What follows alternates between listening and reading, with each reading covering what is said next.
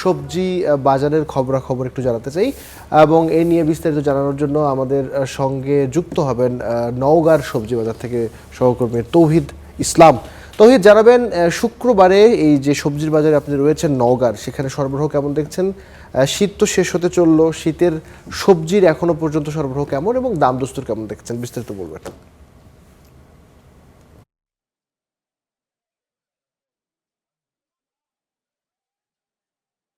সবজির দাম এই মুহূর্তে কিছুটা নিম্নমুখী বলা চলে। আমরা এখানে আসার পরে ব্যবসায়ীদের সঙ্গে কথা বলে যেটি জানতে পারলাম যে এই মুহূর্তে আসলে বাজারগুলোতে সবজির অনেক আমদানি, যার কারণে দাম কিছুটা কম। আমরা এই মুহূর্তে আছি নওগাঁর সবচেয়ে বড় যে খুচরা বাজার, এখানে আসার পরে আমরা ব্যবসায়ীদের সঙ্গে কথা বলে জানতে পেরেছি যে এই মুহূর্তে আসলে সবজির যে যোগান মাঠগুলো থেকে সেটি আসলে অনেক, যার কারণে অনেক সবজির দামই আসলে কমেছে। বিশেষ করে বেগুন যদি বলি, গত এক সপ্তাহ আগে যে বেগুন বিক্রি হয়েছে 45 টাকা কেজি, বর্তমানে সেই বেগুন বিক্রি হচ্ছে 30 থেকে 35 টাকা কেজি। অর্থাৎ এই বেগুনে সপ্তাহের ব্যবধানে কেজি প্রতি কমেছে 10 থেকে 15 টাকা। সিম আগে ছিল 20 টাকা কেজি, সেই সিম আজকে বিক্রি হচ্ছে 15 থেকে 16 টাকা কেজি দরে। এছাড়া মটরশুঁটি দামও কিছুটা কমেছে। গত এক সপ্তাহ আগে মটরশুঁটি বিক্রি হয়েছে 120 টাকা কেজি, সেই মটরশুঁটি আজকে বিক্রি হচ্ছে 80 টাকা কেজি। এছাড়া টমেটো গত 2 সপ্তাহ থেকে আসলে এটির দাম স্থিতিশীল আছে বলা চলে, 40 টাকা কেজি বিক্রি হচ্ছে। এছাড়া কাঁচা মরিচ গত এক সপ্তাহ আগে ছিল 120 টাকা কেজি, সেটি আজকে বিক্রি হচ্ছে 90 থেকে 100 টাকা কেজি। এছাড়া নতুন আলু যেটি রয়েছে প্রকারভেদে 20 থেকে 25 টাকা কেজি বিক্রি হচ্ছে। আমরা ফুলকপি দেখছি প্রতি পিস বিক্রি হচ্ছে 20 টাকা কেজি। এছাড়া অন্যান্য যেসব শীতকালীন সবজি রয়েছে, মোটামুটি সকল সবজির দামই আসলে ক্রেতাদের হাতের নাগালের মধ্যেই বলা চলে। আমরা ব্যবসায়ীদের সঙ্গে কথা বলেছি, তারা আসলে বলছিলেন যে যেহেতু এখন মাঠগুলোতে আলুর উপরের ব্যস্ততা, যার ফলে শীতকালও প্রায় শেষের দিকে, যার কারণে মাঠগুলো থেকে সবজি আসলে বেশি সরবরাহ হচ্ছে বাজারগুলোতে। সেই জন্যই আসলে কাঁচা বাজারের যে দাম সেটি আসলে অনেকটাই নিম্নমুখী বলা চলে। তবে ব্যবসায়ীরা বলছেন সামনে যেহেতু রমজানের শুরুর দিকে হয়তো কাঁচা সবজির দাম কিছুটা বেশি থাকতে পারে। আবার রমজানের মাঝামাঝি সময় আসলে আবার সবজির দাম কমে যেতে পারে।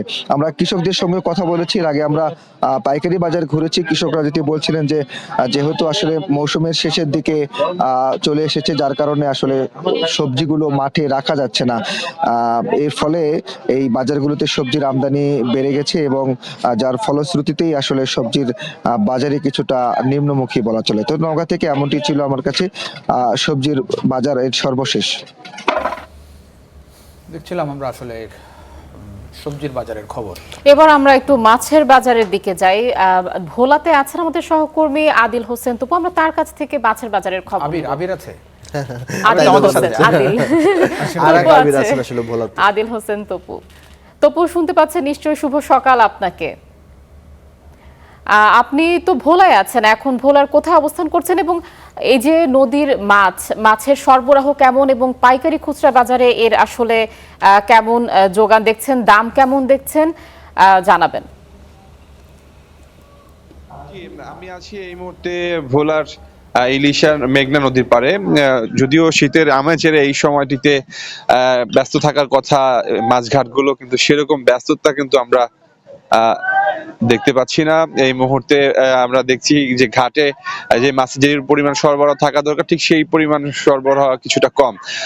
যাও মাছ পড়ছে ইলিশের ঝাটকা ইলিশ এবং পোয়া মাছগুলো, এবং সেগুলোই মূলত এখানকার বিক্রেতারা নিয়ে আসেন ধরে, এবং সেগুলো ঘাটে বিক্রি হচ্ছে। সকাল থেকে আমরা ঘাটে কথা বলেছিলাম এবং যারা বিক্রেতা তারা বলছিলেন যে বিশেষ করে কেজির মাছগুলো সেগুলো বিক্রি হচ্ছে 3000 টাকার অধিক, এবং যেগুলো 500 থেকে 700 গ্রামের মাছ সেই মাছগুলো বিক্রি হচ্ছে 2000 থেকে 2500 টাকা। এছাড়া ঝাটকার ইলিশগুলো বিক্রি হচ্ছে 200 থেকে 250 টাকা করে, এরকম মাছ বিক্রি হচ্ছে। পোয়া মাছ বিক্রি হচ্ছে প্রায় 200 থেকে 250 টাকা।